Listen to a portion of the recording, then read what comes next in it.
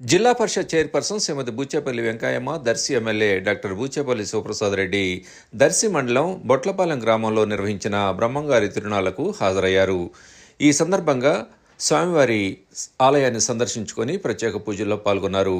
అనంతరం గ్రామానికి చెందిన వైఎస్ఆర్ కాంగ్రెస్ పార్టీ అభిమానులు ఏర్పాటు చేసిన విద్యుత్ ప్రభలపై నుండి ప్రజలను ఉద్దేశించి వారు మాట్లాడారు.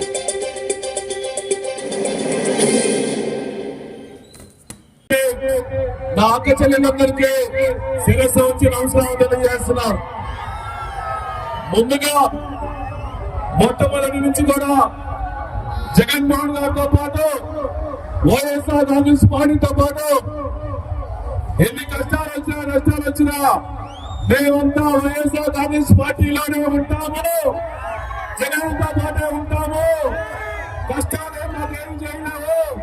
మాకు జగన్మోహన్ గారి ముఖ్యమంత్రి అయ్యేంత వరకు మేము పోరాడుతూ ఉంటామని చెప్పేసి ఇక్కడ చేసిన జగన్ అభిమానులందరికీ, వేదిక మీద వహించిన పెద్దలందరికీ మరీ నమస్కారాలు. ఈ రాష్ట్రంలో పేద ప్రజల కోసం, బడుగు బలహీన వర్గాలందరి కోసం, ఇచ్చిన మాట కోసం, ఇచ్చిన హామీల కోసం కరోనా లాంటి విపత్తులు వచ్చినా కూడా పేదవాళ్ళకు నేను హామీ ఇచ్చానే, ఆ హామీ నెరవేర్చాలని చెప్పేసి 100కి 100 హామీలు నెరవేర్చిన ఏకైక ముఖ్యమంత్రి రాష్ట్రంలో వైఎస్ జగన్మోహన్ తప్ప ఇంకెవరని చెప్పి సమావేశం చేస్తున్నా. మాట తప్పని మనోధికుడు అవసరం పుట్టిన మన జగన్మోహన్ గారు ఎలక్షన్ల ముందు అన్ని హామీలు నెరవేర్చారు. కానీ మొన్న ఎలక్షన్ల ముందు చంద్రబాబు నాయుడు గారు అందరికి వచ్చేసి మహిళలందరికీ ఫ్రీ బస్ ఇస్తామని చెప్పారు. చదువుకున్న వాళ్ళందరికీ ఉద్యోగాలు ఇస్తా అన్నాడు. ఉద్యోగాలు లేకపోతే నిరుద్యోగులు కల్పిస్తా అన్నాడు. జనాలందరికీ ఉద్యోగాలు లేదు కానీ వాళ్ళ కొడుకు మాత్రం మంత్రి పదవి ఇచ్చుకున్నాడు.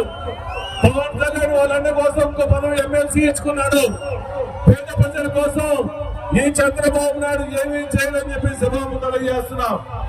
మొన్న ఒక మీటింగ్ లో చూశాను, తమ్ముడే సంపద సృష్టించాలి, సంపద సృష్టించడం నాకు తెలియదు, నాకు చేత కాదు, నేను తప్పదని చెప్పిన ముఖ్యమంత్రి ఎవరంటే చంద్రబాబు నాయుడు తప్ప ఇంకెవరని చెప్పి సభాముఖం చేస్తున్నాం.